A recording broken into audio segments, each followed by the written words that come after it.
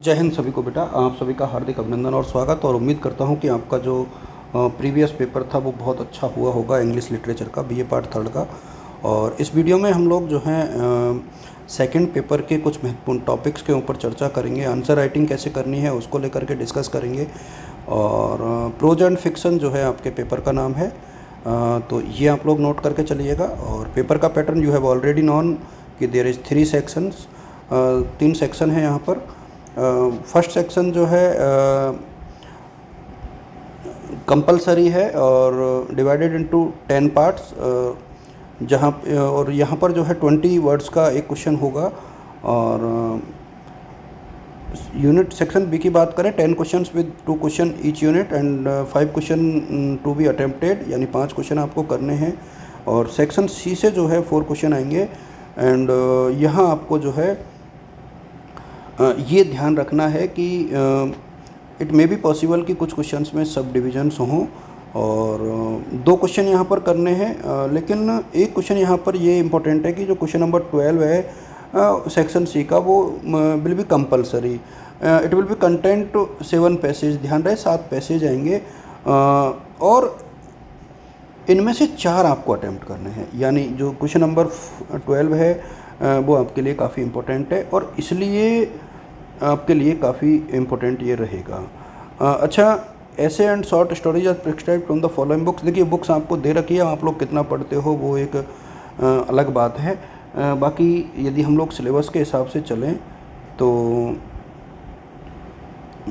अब सारा ही detail study का मैटर है यहाँ पर, तो सब कुछ आपको अच्छे से देखना चाहिए।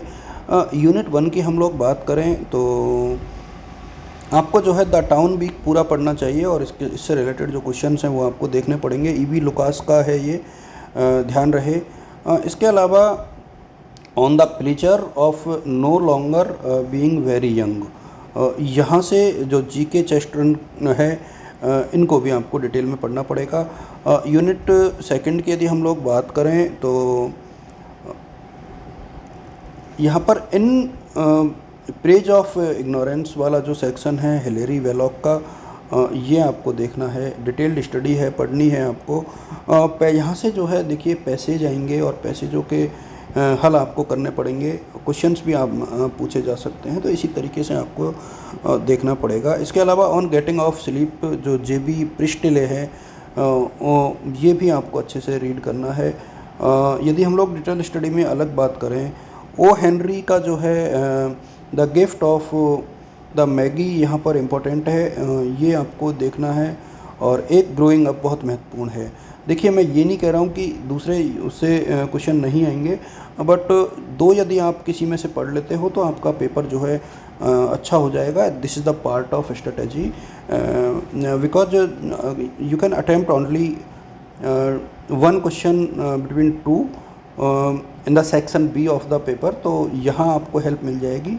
And section C content basically 4 question, but question number 12 is compulsory, that's why you have to need to focus on the question number 12 because it content 7 passages and you have to need to attempt only 4, तो you have choice also, तो that's why I am speaking।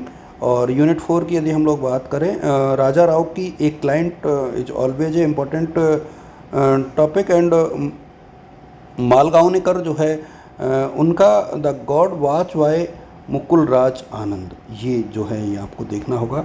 और देखिए 4 non detail study, देखिए train to Pakistan काफ़ी बड़ी book है एक प्रकार से, तो इसलिए ये नॉन डिटेल्ड स्टडी के लिए है। इसकी इंपॉर्टेंट चीज़ें आपको देखनी होंगी, इसकी समरी आपको पढ़नी होगी, जिससे जो इम्पोर्टेंट क्वेश्चन है उनको आप लोग अटेम्प्ट कर पाओ। और इंग्लिश में जो है आपकी राइटिंग स्किल, आपकी वोकैबुलरी, आपकी लैंग्वेज, आपकी ग्रामर, ये बहुत सारी चीज़ें हैं जो मायने रखती है। तो you have to need to prepare yourself as per your subject. Wishing you all the best, good luck to all of you. Thank you बच्चों।